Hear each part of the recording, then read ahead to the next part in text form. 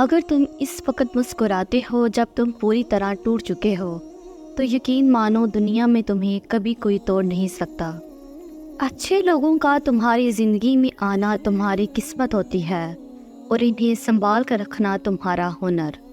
لوگوں سے یاد کرنے کا شکوہ مت کر، کیونکہ جو انسان اپنے رب کو بھول سکتا ہے وہ سب کو بھول سکتا ہے۔ جب طاقت زیادہ ہو جاتی ہے تو خواہش کم ہو جاتی ہے۔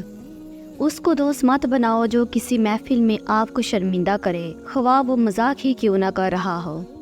سب سے زیادہ غنی وہ شخص ہے جو اللہ تعالیٰ کی تقسیم پر راضی ہے۔ لوگوں کے غلام مت بنو جب اللہ نے تمہیں آزاد پیدا کیا ہے۔ جس سے محبت کی جائے اس سے مقابلہ نہیں کیا جاتا۔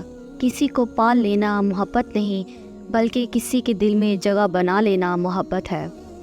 دنیا میں 1000 رشتے بناؤ لیکن ایک رشتہ ایسا بناؤ جب ہزاروں آپ کے خلاف ہوں تو وہ ایک آپ کے ساتھ ہو۔